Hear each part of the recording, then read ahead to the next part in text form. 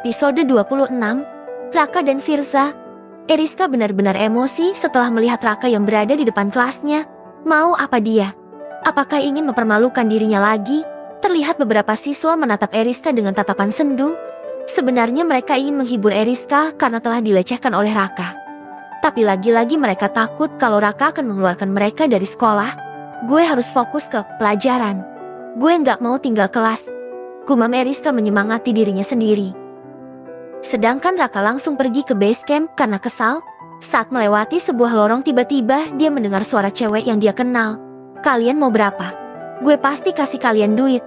Asalkan kalian mengerjakan apa yang gue perintah. Raka sedikit terkejut melihat siapa yang ada di lorong itu. Norin. Gumam Raka. Sebenarnya apa yang dilakukan oleh Norin? Kenapa dia bicara seperti itu? Gue mau bayaran 2 kali lipat. Baru gue bisa. Seru suara cewek yang berada di depan Norin. Wajahnya tidak kelihatan. Oke, nanti hubungi gue lagi.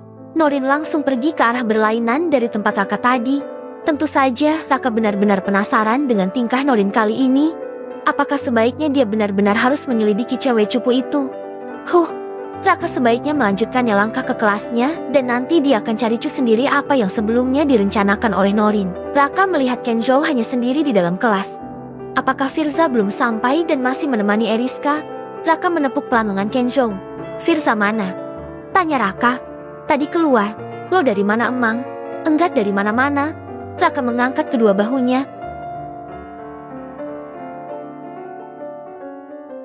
Bukan ketemu Norin kan? Enggak.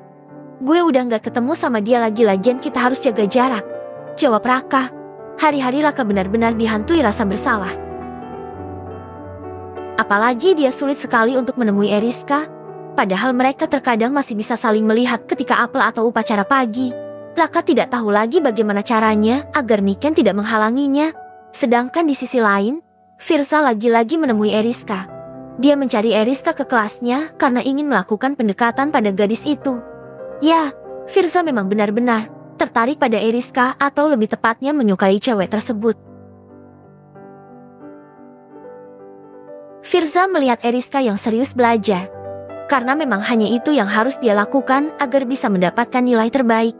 Firza tersenyum mendekat ke bangku Eriska, menyapa gadis itu dengan sapaan ramah. Hai, udah makan belum? Aku bawain bakso bakar kesukaan lo. Firza menyodorkan sebuah kotak bekal di hadapan cewek itu.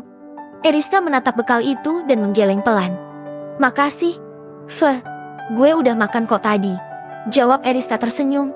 Bukan maksudnya nolak, tapi Eriska memang sudah kenyang sekali karena menghabiskan nasi goreng buatannya sendiri yang kata Mbok Minah terlalu pedas itu.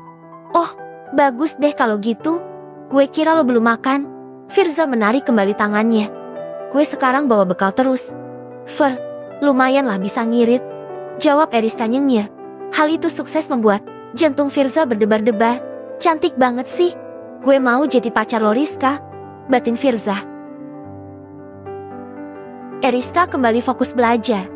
Bahkan dia sudah mengabaikan keadaan sekitar. Firza yang sejatinya ingin ngobrol-ngobrol Eriska jadi harus nunggu. Lagi-lagi jantung Firza berdegup dengan kencang ketika mencium aroma parfum milik Eriska. Belum selesai juga. Riz, tanya Firza mengalihkan.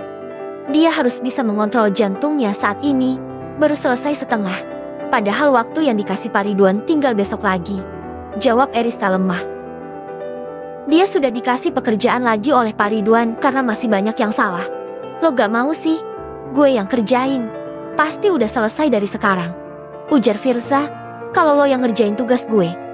Itu sama aja. Lagian lo gue suruh ngajarin gak mau. Firza terkekeh. Bukannya gak mau.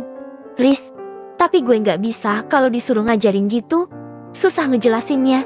Kalau gue lihat angka-angka seperti itu, rasanya otak ini langsung bekerja gitu tanpa diperintah. Jadi bisanya langsung ngerjain sendiri. Jawab Firza tidak berbohong. Dia memang tidak bisa kalau disuruh menjelaskan rumus-rumus matematika seperti itu. Tapi karena memang aslinya sudah cerdas. Cowok itu tanpa kesulitan dalam menghafalkan rumus-rumus yang menjadi musuh Eriska selama ini. Waduh. Gue juga mau dang dikasih. Otak encer kayak gitu. Seru Eriska sambil menyentuh rambut Firza yang ditata ala-ala jabrik itu. Firza langsung menegang. Jantungnya berdetak kencang lagi. Eriska yang menyadari hal itu langsung menurunkan tangannya karena tidak enak hati. Dia berasa lancang karena telah menyentuh Firza seenaknya. Padahal mereka baru dekat akhir-akhir ini. Maaf. Lirih Eriska menahan malu. Sungguh dia tidak bermaksud membuat Firza marah atau kesal. Tapi ternyata tanggapan Firza malah sebaliknya. Gak apa-apa kok. Gue malah seneng. Ujar Firza tersenyum manis. Membuat Eriska mengalihkan pandangannya agar tidak melihat ketampanan Firza yang luar biasa. Dia memang selevel Raka kalau masalah wajah. Tapi entah kenapa Eriska tidak menyukai cowok itu saja. Mungkin dia akan bahagia jika menyukai Firza yang memang tipe cowok yang lembut. Raka melempar beberapa buku pelajaran di hadapan Firza, membuat cowok itu langsung mendongak. Ini buku lo, gue balikin semuanya. Ucap Raka tanpa menoleh dan berjalan duduk di kursinya. Firza menatap Raka dengan tatapan aneh. Lo udah gak butuh? Ya udah, bilang makasih atau traktir juga boleh. Gitu, Firza berusaha bercanda. Tapi Raka malas menanggapi sahabat baiknya itu, apalagi setelah tadi dia melihat Firza dan Eriska duduk bersebelahan di kelas dan terlihat bercanda bersama. Hal itu membuat Raka merasa kesal pada Firza. Sepertinya akhir-akhir ini lo dekat sama Eriska. Ya, Firza langsung menoleh dan mendapati Raka yang sedang menatapnya dengan pandangan yang sulit diartikan. Iya, gue emang sengaja deketin Eriska, biar dia gak ganggu lo lagi, jawab Firza terkekeh, berusaha membuat suasana tidak begitu tegang. Ya, kenapa juga Raka menanyakan hal itu? Semua itu bukanlah urusannya.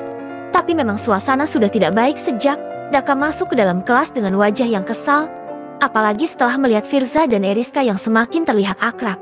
Sebaiknya mulai sekarang lo gak perlu dekat sama gadis itu. Firza mengerutkan keningnya.